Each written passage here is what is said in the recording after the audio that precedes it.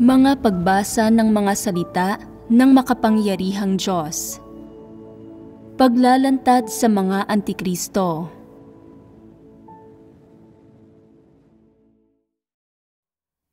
Ikalabing-apat na item. Tinatrato nila ang sambahayan ng Diyos na parang sarili nilang personal na teritoryo. Ikatlo, masusing sinisiyasat at kinokontrol ng mga Antikristo ang puso ng mga tao. Bukod pa sa pagmomonopolisa sa kapangyarihan at pagmamanipula sa mga sitwasyon, ano pang mga kilos ang makakakumpirma na tinatrato ng mga Antikristo ang sambahayan ng Diyos na parang sarili nilang teritoryo? Pagdating sa pagmomonopolisa sa kapangyarihan, pangunahin na nating napagbahaginan ang tungkol sa mga aspektong may kinalaman sa mga tauhan, habang ang pagmamanipula naman sa mga sitwasyon ay pangunahing tungkol sa pagkontrol sa takbo ng mga pangyayari. Ang pagmomonopolisa ng mga Antikristo sa kapangyarihan ay isang panlabas na kilos, at ang pagmamanipula sa mga sitwasyon ay isa ring bagay na panlabas na kayang makita ng mga tao. Madaling kontrolin ang mga aspektong ito. Pero may isang bagay na lubhang mahirap kontrolin para sa sino mang tao. Ano ang bagay na iyon? Ang pagkontrol sa puso ng mga tao at isipan ng mga tao. Sabihin ninyo sa akin, tama ba iyon? Sinasabi ng Biblia na ang puso ay higit na mapanlinlang kaysa sa lahat ng bagay. Ibig sabihin, ang puso ng tao ang pinakamahirap na bagay na kontrolin. Susubukan kaya ng mga Antikristong kontrolin ang pinakamahirap na bagay? Sasabihin kaya nilang, dahil ang puso ng tao ang pinakamapanlinlang at pinakamahirap kontrolin, hindi ko ito kokontrolin. Hayaan mo sila sa kung ano ang gusto nilang isipin. Hanggat may kapangyarihan ako, hanggat kontrolado ko ang mga tao, sapat na iyon. Kokontrolin ko na lang ang mga kilos at pag-uugali nila, at ang Diyos na ang bahala sa kanilang mga isipan. Wala akong ganoong abilidad, kaya hindi ko na lang iintindihin ang mga bagay na iyon. Papayag ba ng ganito ang mga Antikristo? Kung titingnan ang diwa ng mga Antikristo, ang ambisyon nila ay ang kontrolin ang buong pagkatao ng isang tao. Ang pinakamalaking hamon para sa kanila na kontrolin ay ang puso ng tao, pero ito rin ang pinakahahangad nilang kontrolin. Sinisilo nila ang mga tao sa ilalim ng kapangyarihan nila.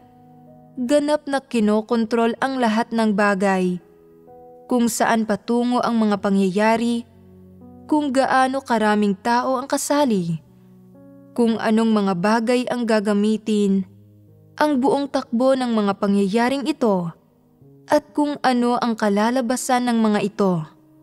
Nangyayari ang lahat ayon sa plano at sa kagustuhan nila. Iyon nga lang, may isang problema. Ano ang iniisip ng mga tao sa puso nila? Ano ang iniisip ng mga tao tungkol sa kanila? Maganda ba ang impresyon ng mga tao sa kanila o hindi? Naiibigan ba sila ng mga tao o hindi? Sa puso ng mga ito, naniniwala ba ang mga ito na Antikristo sila? Nakikilatis ba ng mga ito o kinamumuhian ang kilos nila? Kapag nagpapakita ng respeto sa kanila ang mga tao at binubola sila, ano ba talaga ang iniisip ng mga ito sa kanilang puso? Pareho nga ba ang laman ng puso ng mga ito sa kung ano ang nakikita sa kanila sa panlabas? Tunay nga bang masunurin ang mga ito sa kanila? Isa itong bagay na lubhang nakakapagpabagabag sa mga antikristo. Habang lalo silang nababagabag, lalo naman silang naghahanap ng mga kasagutan. Ito ang ikatlong pagpapamalas na tinatrato ng mga antikristo ang sambahayan ng Diyos na parang sarili nilang teritoryo, ang masusing pagsisiyasat at pagkontrol sa puso ng mga tao. Madali ba na masusing siyasatin at kontrolin ang puso ng mga tao? Ang masusing pagsisiyasat at ang pagkontrol ay kumakatawan sa dalawang magkaibang antas ng kilos o pag-uugali kapag may bagay na ginagawa. Kapag may kapangyarihan ang isang antikristo at kinontrol niya ang takbo ng buong pangyayari at ang kalalabasan nito, kapag kinontrol niya ang mga bagay na ito, kung ano talaga ang nasa puso ng mga taong nasa ilalim niya o nasa loob ng kanyang balwarte, kung tinatrato ba nila siya na parang Diyos o parang isang perpektong tao, kung nagkikimkim ba sila ng pagkamuhi, mga opinyon o kuro-kuro laban sa kanya, at kung nakikilatis ba nila siya, kung ano ang mga bagay na talagang iniisip ng mga tao sa puso nila. Ito ang mga bagay na medyo mahirap sukatin. Ano kung gayon ang ginagawa niya? Inoobserbahan niya ang mga nasa ilalim niya. Binibigyan ng mga biyaya o sinasabihan ng ilang magagandang salita ang sinumang walang pagkilatis at madaling samantalahin. Ang mga taong ito ay para lang mga bolang goma. Mas tumataas sila at mas maraming enerhiya ang naiipon nila tuwing tinatamaan mo sila. Ginagamit niya ang ganoong mga individual bilang mga utusan. Ano ang gamit niya sa kanila? Ang mga utusang ito ang siyang inuutusan niyang magsiyasat sa puso ng mga tao para sa kanya. Maaaring sabihin niya sa isang utusan, "Nitong mga nakaraan, hindi na masyadong nagbibigay sina Sister Lee at ang anak niyang babae. Medyo malaki-laki silang magbigay dati, pero ngayon, bihira na silang magpunta. Ano na kaya ang pinagkakaabalahan nila? Nakipag-usap kaya sila sa mga tagalabas? May problema ba silang pinagdadaanan sa bahay? Puntahan mo nga't alamin at mag-alok ka ng tulong." Bibisita ang taong iyon sa bahay ni Sister Lee at mag-iimbestiga sa paligid. Iniisip na, wala namang hindi pamilyar na tao rito. Mukha namang maayos ang buhay ng dalawang kapatid. Mukha namang wala silang kinaharap na anumang suliranin. Bakit kaya hindi sila nagpupunta sa mga pagtitipon namin? Magtatanong-tanong pa nga ako. Tatanungin ang taong ito, "May natanggap ba kayong anumang bagong kaliwanagan sa bahay kamakailan? Nanghihina ako nitong mga nagdaang araw. Makipagbahaginan kayo sandali sa akin." Dahil naparito ang tao para hanapin ang katotohanan at para humingi ng tulong, makikipagbahaginan ang mga sister sa kanya at sasabihing, "Kamakailan lang, nagkaroon kami ng bagong kaliwanagan na hindi dapat sumunod o laging umasa sa ibang tao ang mga mananampalataya sa Diyos. Kapag may mga hamong kinakaharap, dapat tayong lumapit sa Diyos sa pamamagitan ng pananalangin. Ito ang pinakamataas na karunungan. Hindi maaasahan ang mga tao. Tanging sa Diyos lang makakaasa ang isang tao. Kaya niyang ipagkaloob sa mga tao ang katotohanan, ang buhay, at ang landas na dapat nilang lakaran. Hindi ito kayang gawin ng mga tao. Dati, lagi akong umaasa sa iba. Pero nitong huli, sa pamamagitan ng pakikipagbahaginan sa isang sister, sasagot siya. Sa pamamagitan ng pakikipagbahaginan sa isang sister? Nasaan ang sister na iyon? Isa ba siyang tagalabas? Sasabihin ng mga sister, hindi naman talaga siya isang tagalabas. Isa siyang sister mula sa iglesia natin na nagbalik matapos ang ilang taong pagganap niya sa tungkulin niya sa malayo. Sasagot siya, hindi ba't pakikipag-usap pa rin iyon sa isang tagalabas? Nakipag-ugnayan ka ng padalos-dalos sa mga tagalabas. Kailangan mong iulat ang isyong ito sa iglesia. Matapos makalap ang impormasyong ito, dalawang mahahalagang piraso ng impormasyon ang natuklasan ng taong iyon. Una, ayaw ng dalawang babaeng kapatid na mapalapit sa lider at nagpakita sila ng kaunting pagkilatis sa kanya.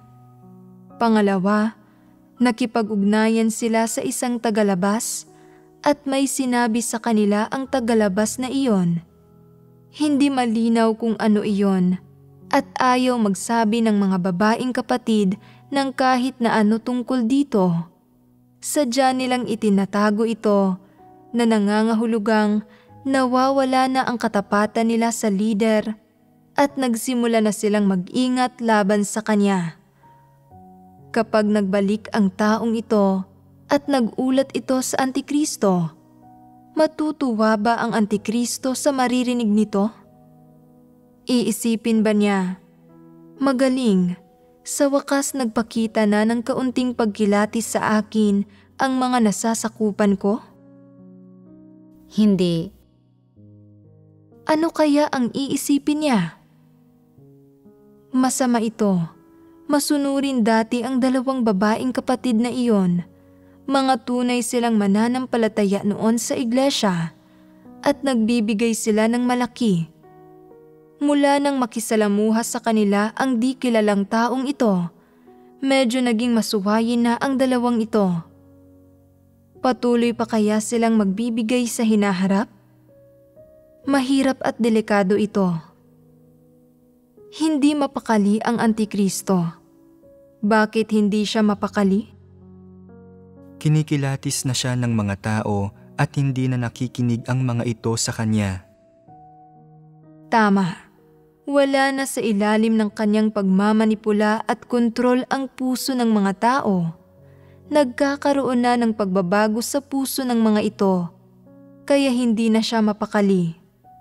Dati-rati, inosente lang at di gaanong nag-iisip ang dalawang ito. Masunurin naman sila at nagpakita lang ng kaunting pagkilatis sa kanya. Anumang sabihin niya ay tinatanggap nila nang walang pagdadalawang isip. Ngayong nagkaroon na ng pagbabago sa puso nila, natuto ng kumilatis at dumidistansya na sa kanya, posibleng itinatakwil na siya at baka balak pa nga siyang isumbong. Malaking problema iyan. Hindi ba't isa itong espesipikong pagpapamalas ng kung paano masusing sinisiyasat at kinokontrol ng mga Antikristo ang puso ng mga tao? Kapag may napansing anumang kakaiba ang Antikristo, ipinapadala niya kaagad ang mga tao o galamay niya para alamin ang sitwasyon at maarok ang mga pinagmumulang dahilan nito. Kung walang pagbabago, kung ganoon pa rin ang mga tao at hindi nagbago ang puso nila, napapanatag ang loob niya at hindi na siya nababagabag o tensyonado. Pero kung may natuklasan siyang kakaiba, isang bagay na wala siyang nalalaman, wala sa ilalim ng pagmamanipula niya, hindi tulad ng inaakala niya, problema iyon. Nag-aalala at nababalisa siya at sa pagkataranta niya, kikilos siya. Ano ang layunin ng mga kilos niya? Gusto niyang maging kaisa niya sa isip ang mga tao, na hindi sila magkaroon ng anumang pagbabago sa puso nila.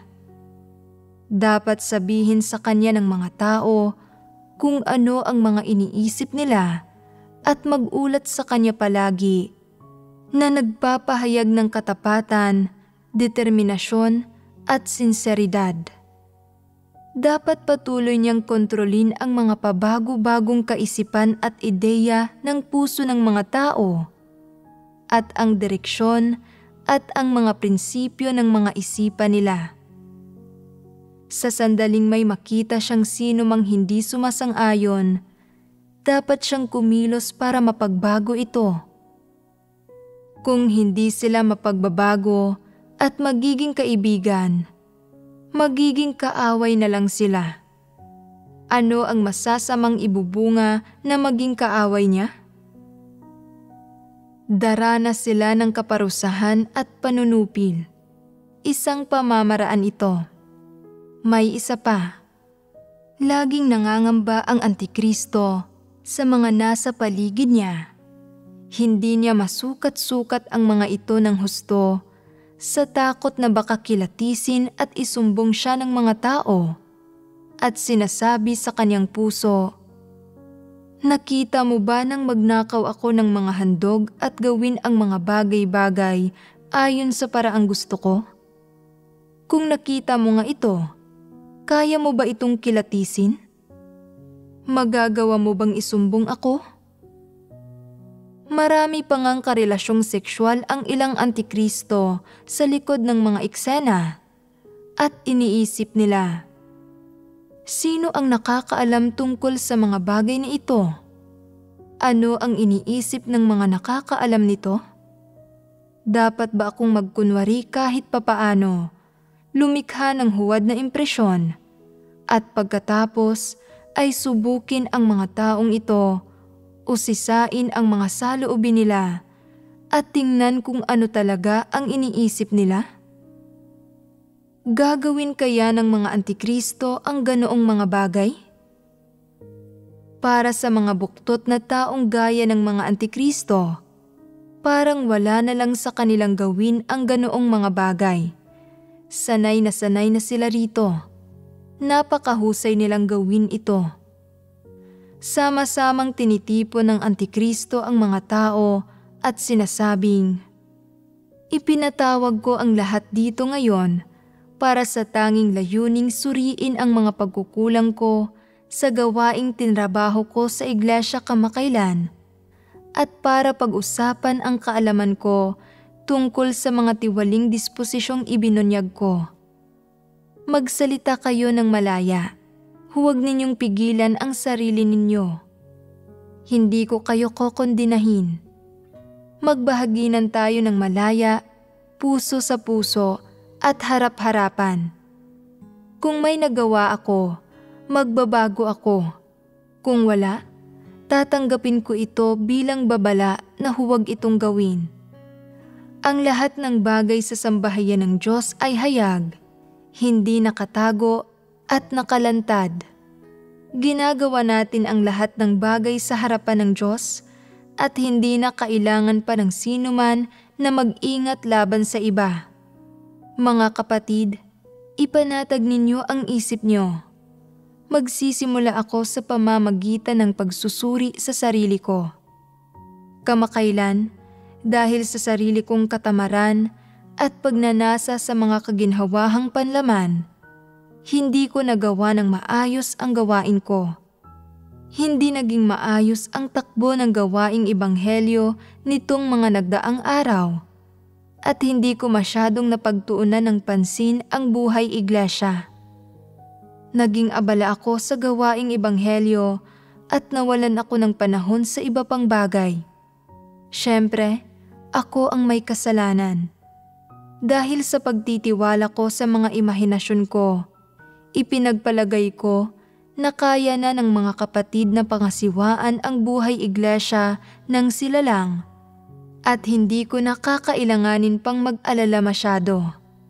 Malalaki na kayong lahat at napakalinaw naman ng mga salita ng Diyos. Kaya ibinuhos ko ng buong puso ang sarili ko sa gawaing ebanghelyo. Subalit, hindi ko rin nagawa ng mabuti ang gawaing ebanghelyo. Kailangan kong aminin ang mga pagkakamali ko sa harapan ng mga kapatid, humingi ng tawad sa inyo at humingi ng tawad sa Diyos. Heto, hayaan ninyong yumukod ako sa inyong lahat. Makikita ito ng lahat at iisipin sa sarili nilang, nagbago na siya. Mukhang hindi na siya tuso gaya ng dati. Bakit napakasinsero yata niya ngayon? Parang may mali. Hindi dapat ako gumawa agad-agad ng konklusyon. Titingnan ko muna kung ano ang mga susunod niyang sasabihin. Magpapatuloy ang Antikristo at sasabihing kinikilala niyang isa siyang dyablo, isang Satanas. Inaaming wala siyang nagawang anumang aktwal na gawain. Nagpapahayag na handa siyang magpagamit sa itaas at tanggapin ang anumang kritisismo o panunumbat mula sa mga kapatid. Sasabihin pa niyang, kahit tanggalin pa nila ako at huwag akong hayaang mamuno, payag akong maging isa sa mga pinakamababa. Inirerekomenda ko si Sister Lee at ang anak niyang babae na mula sa iglesia natin para pumalit sa akin. Nakapili na siya ng hahalili sa kanya. Hindi ba't sinsero naman ang saloobin niya? Kailangan pa bang pagdudahan ito? Habang sinasabi ito, magsisimula na nga siyang umiyak. Pagkatapos, palalapitin niya ang asawa niya at sasabihin, sa pagkakataong ito, wala ka ring nagawang kahit anong aktwal na gawain. Nagdudulot ka lang ng mga pagkagambala at kaguluhan at basta-basta mo nalang pinupungusan ang mga kapatid. Dapat ka ring tanggalin. Sinisisi ng Antikristo ang sarili niya at ang kanyang pamilya, dahilan para maramdaman ng mga taong sinsero siya. Kapag narinig na ito ng lahat, may magsasabing, ang totoo, matagal na namin kayong kinikilatis. Hindi ninyo kami sinasangguni sa mga bagay-bagay.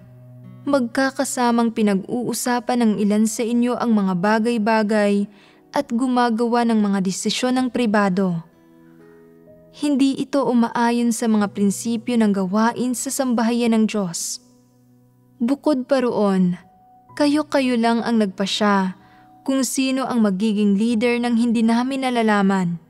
Ni wala kaming karapatang malaman ito. Hindi lang bigong makagawa ng anumang aktwal na gawain ang taong pinili ninyo, kundi nagdudulot pa siya ng mga kaguluhan, pero hindi ninyo siya tinatanggal. Sunod-sunod na ibubulalas ng mga kapatid ang mga opinyon nila. Pagkarinig ng Antikristo rito, iisipin niya, masama ito. Pero mabuti na ring sabay-sabay nilang ibinubuhos ang tunay na laman ng isipan nila. Makikinabang dito ang gawain ko sa hinaharap. Kung hindi sila nagsalita at sa halip ay tinira nila ako ng patalikod, direktang sumulat ng ulat sa itaas nang hindi ko nalalaman, siguradong katapusan ko na, hindi ba? Buti na lang, ginamit ko ang taktikang ito.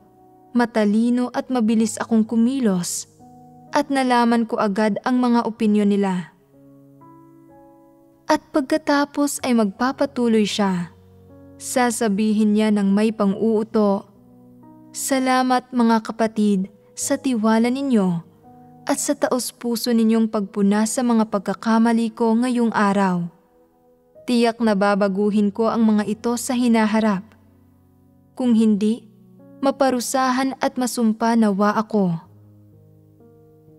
Ang masusing pagsisiyasat at pagkontrol ng Antikristo sa puso ng mga tao ay hindi limitado sa patagong pakikinig sa usapan ng iba at pagsilip sa mga pintuan. Sa mga seryosong sitwasyon, may nakahanda siyang plano. Anong uri ng plano? Nagpapatupad siya ng demokrasya at kalayaan. Binibigyan ng sapat na kalayaan sa pananalita ang mga tao. Binibigyan sila ng ganap na kalayaang ipahayag ang mga opinyon at saloobin nila. Hinihimok ang mga tao na sabihin ang kanilang mga damdamin kahit na mga reklamo pa ito. Pagkatapos, sinasamantala niya ang mga kahinaan ng mga may ibang ideya sa kanya o mga opinyon tungkol sa kanya at nililipol sila ng sabay-sabay.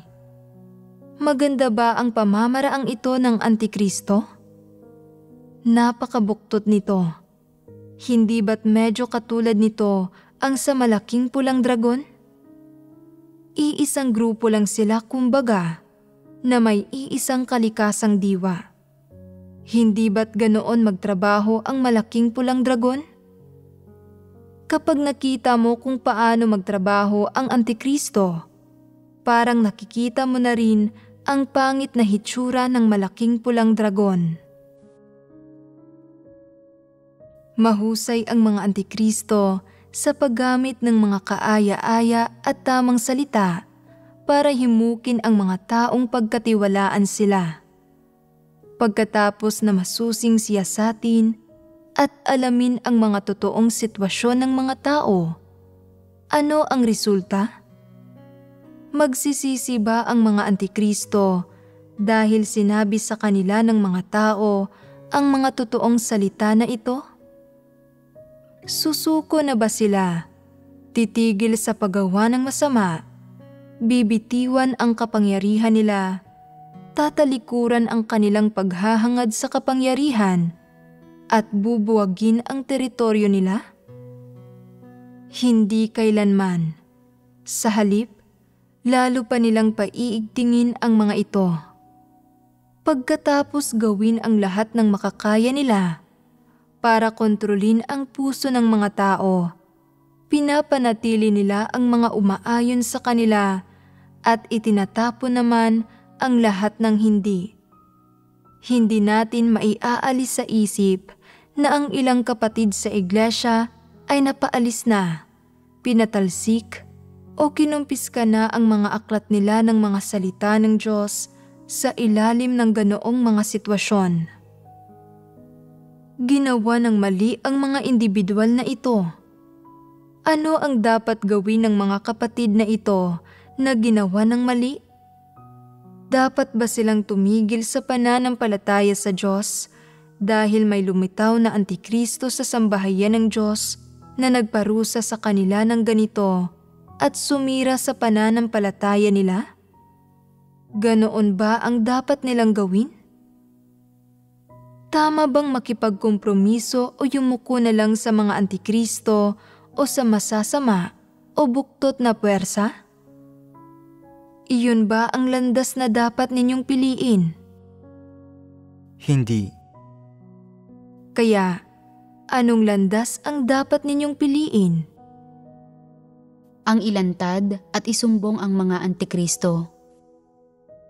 Kapag natuklasan mong Antikristo ang isang tao, hayaan mong sabihin ko sa iyo, kung lubha siyang maimpluwensya at maraming lider at manggagawa ang nakikinig sa kanya at hindi makikinig ang mga ito sa iyo, at kung ilalantad mo siya at mabubukod o mapapaalis ka lang din, kung gayon, dapat mong pag-isipang mabuti ang estratehiya mo. Huwag mo siyang harapin ng mag-isa. Malamang na matatalo ka.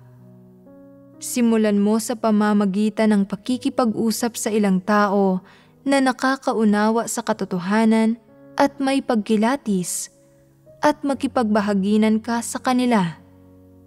Kung may mapagkasunduan kayo, lumapit kayo sa 2 pang lider o manggagawa na kayang tanggapin ang katotohanan at makipagkasunduan kayo sa kanila. Kapag may ilang tao nang magkakasamang kumikilos, ilantad at harapin ninyo ang Antikristo ng sama-sama. Sa ganitong paraan, may pag-asa kayong magtagumpay. Kung masyadong malakas ang impluwensya ng Antikristo, pwede rin kayong sumulat sa itaas. Ito ang pinakamainam na paraan. Kung talagang susubukan ng ilang lider at manggagawa na pigilan kayo, pwede ninyong sabihin sa kanila, kung hindi ninyo tatanggapin ang pagsisiwalat at sumbong namin, dadalhin namin ang usaping ito sa itaas at hahayaan naming sila ang humarap sa inyo. Palalakihin ito ang tsansa ninyong magtagumpay dahil hindi sila mangangahas na kumilos laban sa inyo. Kapag mga Antikristo ang kaharap ninyo, dapat ninyong gamitin ang maaasahang pamamaraan na ito. Huwag na huwag kayong kikilos ng mag-isa. Kung hindi ka suportado ng ilang lider at manggagawa, mabibigo ka lang sa gagawin mo. Maliban na lang kung makakagawa ka ng sulat at maiaabot mo ito sa itaas. Lubhang traidor at tuso ang mga Antikristo. Kung wala kang sapat na ebidensya, iwasan mong kumilos laban sa kanila. Walang silbing makipagkatwiranan o makipagdebate sa kanila. Walang silbing magpakita ng malasakit para subukang mabago sila at walang magagawa ang makipagbahaginan sa kanila tungkol sa katotohanan. Hindi mo sila mababago. Sa isang sitwasyon kung saan hindi mo sila kayang baguhin, ang pinakamainam mong gawin ay hindi ang makipag-usap sa kanila ng puso sa puso, makipagkatwiranan sa kanila at hintaying magsisi sila. Sa halip, isiwalat at isumbong mo sila nang hindi nila nalalaman. Hayaan mong ang itaas ang humarap sa kanila at himukin mo ang mas marami pang tao na isiwalat sila, isumbong sila at itakwil sila na sa huli ay mauuwi sa pagkatiwalag nila sa iglesia. Hindi ba't isa itong magandang diskarte? Kung pakay nilang alamin mula sa iyo ang mga saloobin mo, masusi kang siyasatin at tingnan kung may anumang pagkilatis ka sa kanya. Ano ang dapat mong gawin kung natukoy mo na ngang isa siyang Antikristo? Hindi dapat ako magsalita ng tapat sa kanya, kundi sumunod lang pansamantala sa mga salita niya. Hindi ipapaalam sa kanya ang pagkilatis ko, at pagkatapos ay dapat ko siyang isiwalat at isumbong ng pribado. Ayos ba ang diskarting ito? Dapat mong makita ng mabuti ang mga pakana ng mga dyablo at satanas at iwasan mong mabitag kanila o mahulog sa kanilang mga patibong. Kapag mga satanas at dyablo ang kaharap mo, dapat kang gumamit ng karunungan at iwasan mong magsalita sa kanila ng tapat.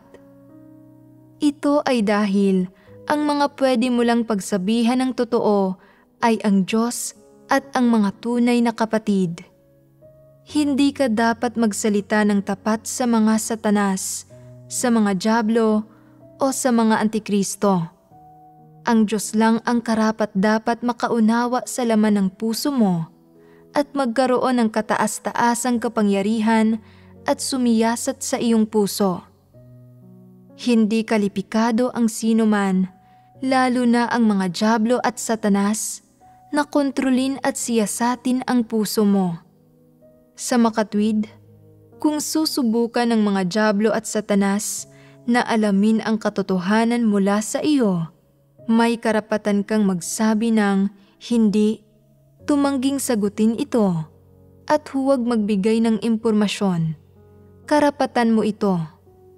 Kung sasabihin mo, dyablo ka, gusto mong pilitin akong magsalita, pero hindi ako magsasalita ng totoo sa iyo, hindi ko sasabihin sa iyo. Isusumbong kita. Ano ang magagawa mo sa akin? Kung mangangahas kang pahirapan ako, isusumbong kita. Kung pahihirapan mo ako, susumpain at parurusahan ka ng Diyos. Uubra ba ito? Sinasabi ng Biblia, mangagpakatalino nga kayong gaya ng mga ahas at mangagpakatimtimang gaya ng mga kalapati. Sa ganoong mga sitwasyon, dapat kang magpakatalino gaya ng mga ahas. Dapat maging matalino ka. Ang mga puso natin ay angkop lang para siyasatin at taglayin ng Diyos. At sa Kanya lang natin dapat ibigay ang mga ito. Ang Diyos lang ang karapat-dapat sa mga puso natin. Hindi karapat-dapat ang mga satanas at dyablo. Sa makatwid, may karapatan ba ang mga antikristo na malaman kung ano ang laman ng puso natin o kung ano ang iniisip natin? Wala silang karapatan. Ano ang layunin nila at sinusubukan nilang alamin ang katotohanan mula sa iyo at masusi kang siyasatin? Layunin nilang kontrolin ka. Dapat makita mo ito ng malinaw. Kaya, huwag kang magsabi ng totoo sa kanila.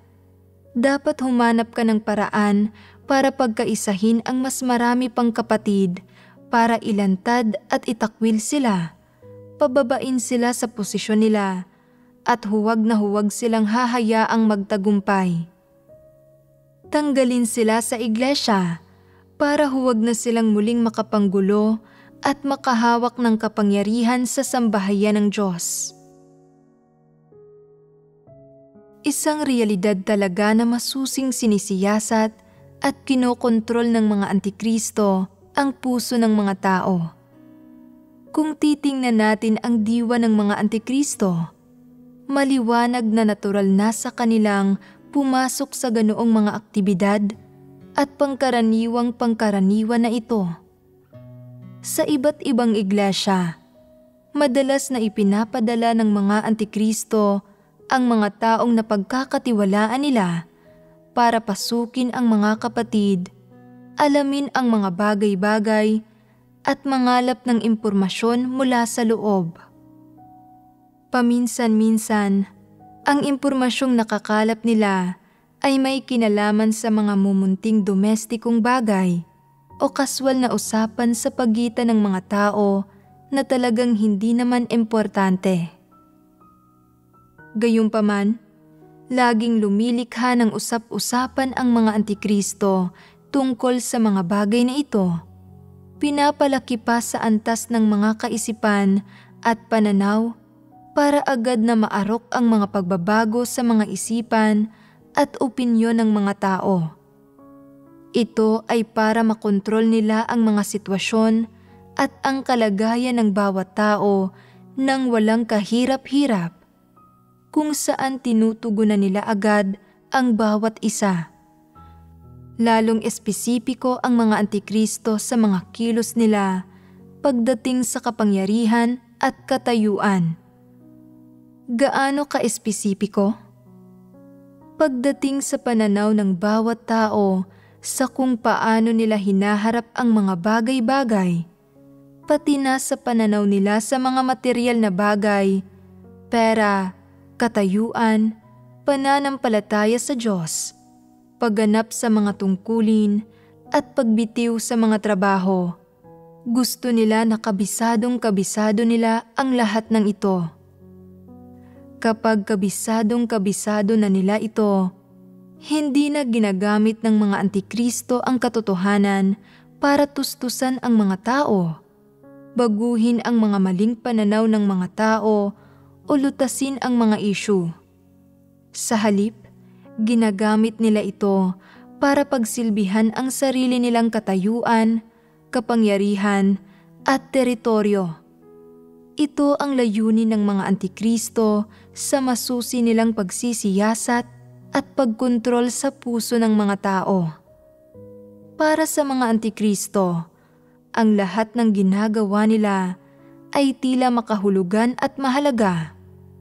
Pero ang lahat ng bagay na ito na ipinagpapalagay na makabuluhan at mahalaga ay kinokondena mismo ng Diyos. Tiyak nilang ipinagkakanulo ang Diyos at nakikipag-alitan sila sa Kanya.